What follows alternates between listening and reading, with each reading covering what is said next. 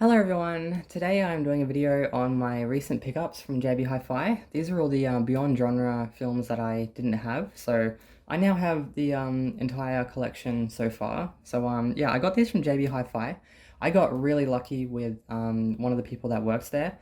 There's two different versions of these. There's slipcase editions and non-slipcase editions. And I kept getting people who were telling me, yeah, it's in stock, and then I'll get there and it doesn't have a slipcase. And yeah, I'm the type of person that likes to have the slipcase if these came with it. So I got really lucky with one store. He knew exactly what I was talking about. He was a collector himself, and he hunted around stores to get me the three that I didn't have. It was actually four that I didn't have. So he was really good. And when I went to actually pick these up, the lady that served me, the girl that worked in the movie department, she actually put a discount on there, three for 30, without me even asking for it, because they had that promotion on, and it had ended. But she still put that on there for me, so I got 3 for 30 with three of these. So yeah, really lucky. You know, they have great service most of the time, and the prices are awesome. They always have sales and stuff, so it's a great place to shop at. You want to tell me what's wrong with everybody in this town? I tell you a secret. No one leaves. So I will start, these are all in order, so I'm going to show them to you in order. So the first one is number 3. This is Daegon. It is a kind of a horror slash fantasy from 2001, directed by Stuart Gordon. See his name in the middle there, and it's based on the H.P. Lovecraft book. So yeah, it stars Ezra Gooden, Francisco Rebel, and Raquel Morono, however you pronounce that. Yeah, and this one here, like, the reason I love these types of labels is because I get films that I wouldn't normally watch. Like this one here wouldn't normally interest me, but since I've read the back of it, it's I'll just read this to you. A boating accident off the coast of Spain sends Paul and his girlfriend Barbara to the dilapidated fishing village of Imboca looking for help. As night falls, people start to vanish and things not quite human appear in their stead. Running for his life with the entire town in pursuit, Paul discovers Imboca's dark secret, the freakish half-human creatures that populate the town, and the monstrous god of the seas they worship, Daegon. Now that ending bit, that's what really interested me, was this whole idea of this big monster in the sea that's they worship. That really got my interest, so I'm actually pretty excited to watch this one. So I'll show you the inside. Yeah, this is pretty typical of this this line, where they have kind of the same artwork on the inside. A little bit different, basically expanding on what's on the front. They do kind of make up for it with additional artwork. On the inside, it actually has some of the original works by H.P. Lovecraft. So I thought that was pretty, because I was expecting pictures inside here. So I was pleasantly surprised to see that, so I think that was a nice touch. So there is the disc there. Yeah, that's a pretty cool drawing that they've done there. I wonder if that's actually what the monster's going to look like. I'd assume so. That. Razorbacks. Carl Winters searching for the answers. Godless vermin. He's only got 2 states of being. Dangerous or dead. Next up is Razorback. This is a horror thriller from 1984, directed by Russell McKeaney. I'm not sure if I'm pronouncing that right. You can read that yourself if you can see that. But yeah, it stars Gregory Harrison, Bill Kerr, Judy Morris, Archie Whiteley, David Argio, and Chris Haywood. I'm terrible with names. So yeah, I actually really like the front artwork on here, and how it's got the Razorback with the blood dripping down. I reckon they do really well with the graphics on these. So you can have a look at that if you'd like. Somewhere deep in the Australian outback, there's an indestructible creature that can rip a man in half and destroy a homestead in seconds. 900 pounds of tusk and muscle hell-bent on terrorizing the small, isolated community of Gamula, a town as violent and primitive as the beast that threatens it. So as you just heard, this is based in Australia, so it's pretty awesome, and it's got some nice special features there as well. I love when they actually load these things with special features, and it's an all-new transfer from a newly restored 4K master, so I'm expecting this to look amazing, if it's a 4K master. So let me show you the inside. See, they've changed the artwork on this one. That is amazing. Did they change the artwork, or is that just already flipped? I don't know. I think that someone's just pre-flipped it. Because these are flippable, some of these have flippable covers on them. And I think that is an amazing cover. So there's the back of it. Actually, it goes like this. I haven't seen this done before. That is amazing. See, I love when they do stuff like that. So there's the disc on the inside. And there's the flippable cover. So, yeah, pretty nice. This is probably the best looking cover that I've seen from this series so far. They've done a really good job on this one. Next up is number 5, Spirits of the Air, Gremlins of the Clouds. So this is a sci-fi fantasy from 1989, an Australian film again, directed by Alex Proyas. I think I'm pronouncing that right. But it stars Michael Lake, Rhys Davis, and Norman Boyd. So yeah, this one here, read the Outback. Outback. I've got Outback in my head now. If you read the back there, set against an overwhelming desert landscape, which I'm guessing is pretty much the Outback. Felix and Bill Crabtree are eccentric siblings living together in an isolated homestead in a post-apocalyptic era. Modern technology is absent, with wheels and gears operating a variety of broken devices to assist their struggles to survive. When they encounter a wandering stranger named Smith, their simple lives become tumultuous as the wheelchair-bound Felix dreams of flying and Betty believes their new arrival to be a demonic presence.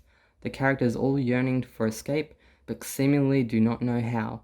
So, yeah, this one here, I'll be honest with you, it didn't capture my interest, even reading that, but it seems like it's going to be different, you know, so, you know, and especially since I'm doing, at uni studying film now, watching films that are different are invaluable, because it just builds on your knowledge, and it's an all-new transfer from a newly restored 2K master, so it should look fairly good. Yeah. So there's a close-up of the back pictures there. Let's have a look at what we have inside. Ooh, okay. Are they flipping all of these now? Yes, they're pre-flipping all of these. So that's the inside artwork. There's the back. This isn't yeah, a full picture. They're two different things there. So there's the inside, and there's the inside artwork.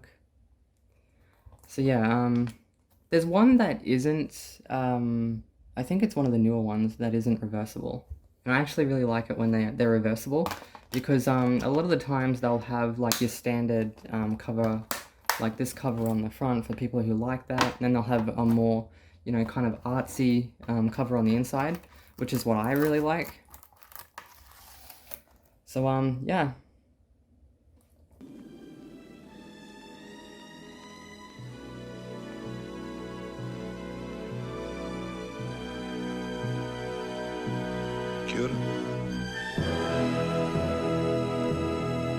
Next up, The Quiet Earth, number 6 in the Beyond genre range. This is like a sci-fi / post-apocalyptic film from 1985, directed by Geoff Murphy, starring Bruno Lawrence, Alison Routledge, and Peter Smith. This one here, I actually bought this one direct from Beyond Genres because I couldn't find it at any JB Hi-Fis. But when I went to one of my local ones, like I had to catch a train to get to this one, so it's not really local. But I was able to get there by train. I actually found this on the shelf, and it was cheaper, like $10 cheaper. So, yeah, lesson learned. But yeah, this one here, it's scientist Zach Hobson awakens to discover that he may be the last man on Earth. Homes, highways, and entire cities are deserted. Every living thing has disappeared. Frustrated and plagued by megalomaniacal visions, Zack stands on a balcony and grandly addresses an audience of cardboard stand-ups, declaring himself president of this quiet earth, but Hobson soon finds he may not be alone. So yeah, this one here, I heard this one was you know, kind of a good film, kind of artsy. I think it was made in New Zealand as well. I'm not entirely sure about that. But yeah, this is one of those films that I don't know what to make of it. Like it seems pretty interesting from the back, but it's really one that I don't know what to make of it. Like there's nothing particularly that stands out for me. So yeah, it's really one of those films that I've just got to watch and you know, decide from watching it how I feel about it. So I'll show you the inside. The artwork on the inside of this is amazing. I saw this on the website when I ordered it. So there's the artwork. It's pretty awesome. And I actually read something online, I'm not going to spoil it, what this whole scene here is about. But yeah, that part it kind of amazed me. Well, you know, what actually happens there. And the inside. So yeah, the artwork in here is quite nice. I quite like it. I kind of feel like it's a bit repetitive with the pictures though, because you've got this picture on the inside. But oh well, it's still pretty cool pictures. And I think it's kind of odd that they're flipping all the covers already, because when I first started collecting these with my other ones, they were all, I had to flip them all over, but these ones were all pre-flipped. So yeah, and it's kind of bent here as well, which kind of sucks, but you know, it is what it is.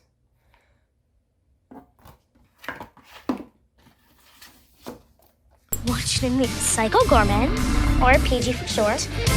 I will bathe in your blood. Don't worry. Be worried. And finally, Psycho Goreman, one of the recent ones I picked up. This one I actually pre-ordered. I was so excited to get this one because I saw trailers for it and people talking about it, and it just looked awesome. Now this is actually a film from last year, so this is the new movie as opposed to one of the older releases that Beyond Genre usually put out.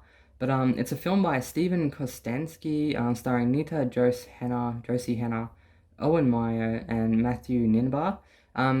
She plays Nita plays the little girl in this. Owen Meyer is the little brother, and Matthew Ninbar, he plays Psycho Goreman. Nita's character is kind of the annoying sister, like majorly annoying sister sort of personality. A lot of what she says, because she overemphasizes a lot of her lines, it comes off as kind of bad acting. But because this film is so ridiculous to begin with, it kind of, you know, blends in, I guess you could say. And when I say ridiculous, I mean ridiculous but awesome. This is a fun film. I really enjoyed this one. And yeah, so it's let me just give you a shot of the back here. So Astro 6 alumni Steve Konstanski follows up his acclaimed 2016 Love Christian love letter, The Void, which I'm going to have a look at because I enjoyed this film, so I might look at that one as well. With this light-hearted yet ultra-violet slice of cosmic comedy/adventure about an intergalactic warlord who becomes enslaved to pair of Earth's children. That might be a typo. Enslaved to a pair of Earth's children. I don't know. Just doesn't sound right. Siblings Mimi and Luke unwittingly resurrect an ancient alien overlord using a magical amulet. They force the monster they dub Psycho Goreman for short to obey their childish whims and accidentally extract rogues gallery of intergalactic assassins to a small town suburbia. So yeah, it's a fun film. It's a little bit ridiculous. It's got some kind of a Power Ranger vibe to it with the costumes and everything. I think they went for that, like it's not supposed to look real. It's just a really fun film, and I think they hit all the right spots with this one because as I said, a lot of the stuff looks fake, but it's all part of the story, I guess. So yeah, an awesome film. Probably watch that one again today because that was awesome. So there's the front cover. The back, the disc, and there's the inside. So there's Psycho Goreman and there's Mimi, the annoying girl. Her character really is really annoying, but you got to remember they're kids, so it kind of works. So get a close up of that. So yeah, a really awesome movie. It's a fun movie, not one for the family, because there is quite a bit of gore in this, and especially at the start, with the a couple of homeless dudes, I think. Homeless, or they could just be thieves. But at the start especially, there's this. It's definitely not a kids movie. It's really gory, so it kind of lives up to its name. So yeah, that is Psycho Goreman. So hopefully you enjoyed this video. I've started doing them a little differently because it gives me an opportunity to do a little more editing, which is something that I'm trying to practice more of. So hopefully you like it, and yeah, I'm gonna leave this video here. Until next time, ciao for now.